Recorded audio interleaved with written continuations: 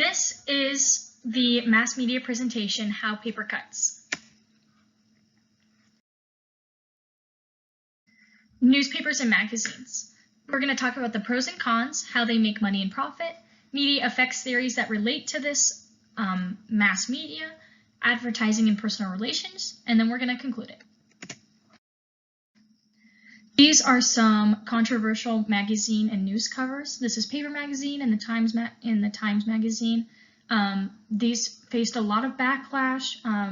Kim Kardashian's actually nude in this photo, and this horrifying image on the cover of the Times. They faced a lot of backlash for both of these news covers, but they got a lot of advertising from it. Pros and cons. Some pros of magazines and newspapers is that they promote general literacy amongst the public. They inform public about local, state, national, and global news. Magazines and newspapers were actually the first form of news, so all of televised news stations cite newspaper articles and other journalists, basically regurgitating the newspaper's information on their televised newscasting. It also engages the public in important government affairs, and the cons would be that it promotes the mean world syndrome, and we'll talk about that more a little later. It allows children to see gratuitous images, like the images and covers on the magazines that we saw in the previous slide. They're highly inappropriate, and they invoke a sort of uncomfortableness and highly inappropriateness for children. And another con of magazines and newspapers would be that true journalism is dead. And John Oliver talked a lot about that in his video on Last Week Tonight, and he discussed how journalists now decide to write about things that are more popular versus things that are more important, and things that will generate revenue versus things that won't. So even though something might be more important, it might get put on the back burner because it won't generate as much revenue as something like puppies versus Iraq. So we'll actually talk about that specific example a little later.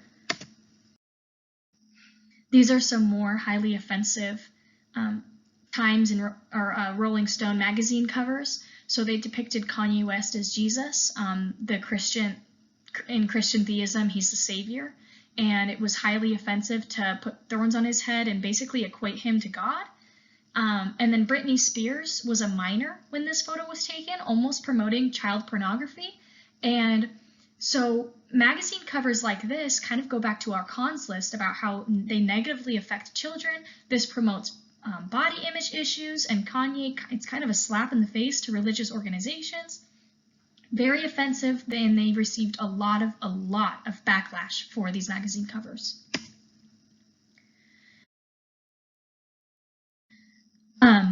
This is the quote that I was talking about a little earlier. Sam Zell, he was the previous owner of Tribune, which owns Chicago Tribune, the LA Times magazine, a couple of other magazines, and newspaper companies. And he was in a press conference with a slew of journalists talking to them.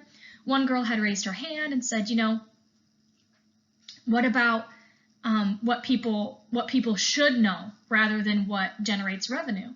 And she specifically said, Sam Zell said to her, well, we're going to write about what brings the money in. And she said, well, if we're going to do that, we might as well write about puppies all day long. What about what's going on in Iraq? And he said, well, hopefully we get to the point that our revenue is so significant that we can do puppies and Iraq. Obviously making Iraq second to puppies just because of the revenue that puppies would bring in versus the revenue that an article about Iraq would bring in, even though the importance is the reverse. How magazine and newspaper companies make money is essentially advertising. They advertise what's popular versus what's important. 89% of their advertising revenue comes from display ads. That's already a significant portion enough. These other two minor percentages just come from different kinds of advertising. Essentially, all of their money, though, does come from advertising. I'm now going to talk about media effects theories. We're going to talk about the mean world syndrome, the agenda setting theory, and the uses and gratifications theory. I believe that all of these apply to newspapers and magazines. So these theories, firstly, mean world syndrome.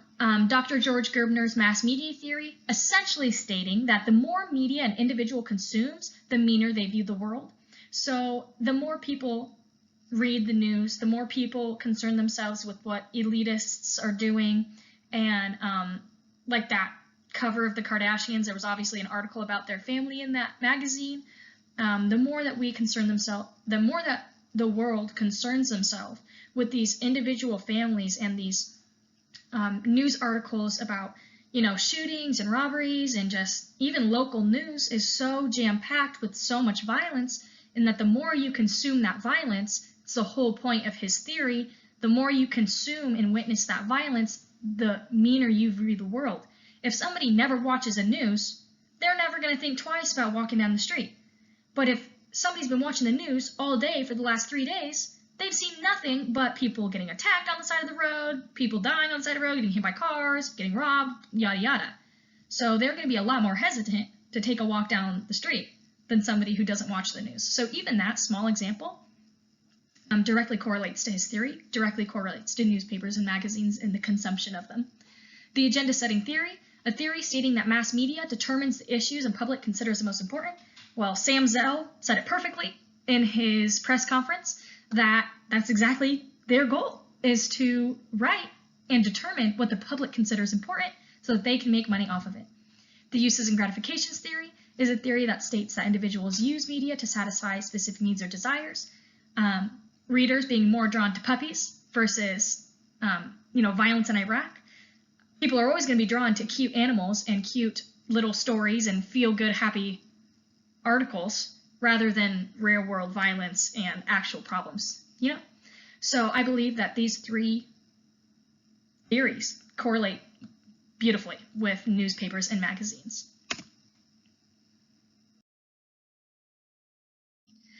Advertising and public relations within newspapers and magazines.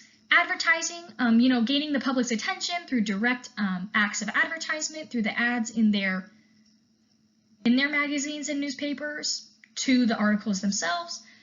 Newspapers and magazines showcasing ads within their articles, like I said, and televised news programs cite newspapers and journalists to promote their content. Public relations, it would be a strategic communication that builds a positive reputation between the publisher and their readers. And crisis management, which helps to salvage a company's reputation following a negative publicity or like public backlash. Hence, like those Times and Rolling Stone magazine covers that we saw earlier that got a lot of backlash. They would definitely need some strong public relations for those. Let's take a look. This was an O.J. Simpson cover when he was arrested, and they were flamed they darkened his skin, they made him look real rough, they made him look like a criminal when he was just arrested. And this is a direct quote from the publisher who published this magazine cover that they got so much backlash from. He said, Mr. Gaines said that he wanted to create Time covers that were in some way iconographic, meaning that, he wanted to elicit public backlash. He wanted his images to be so gratuitous that people responded. That's the goal of their imagery.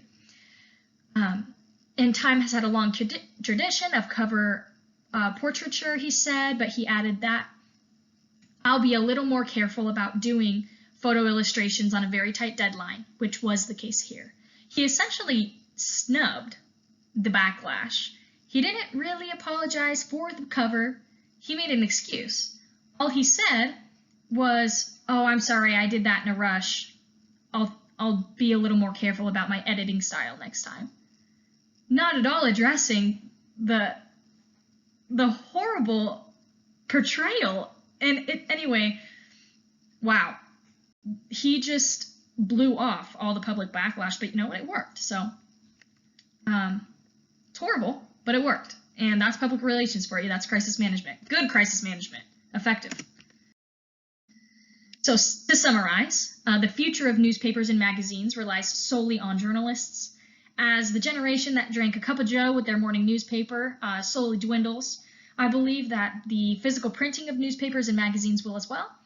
And I believe that there will come a time in the future, and I believe it'll be pretty soon, maybe within the next 10 years, that magazine and newspaper publishers will exclusively publish their content online. And they won't feel the need for publishing physical copies of their articles anymore, especially with the rise of people battling climate change and the awareness coming towards that too. I believe that a lot of people are going to start really promoting newspapers to stop being published physically.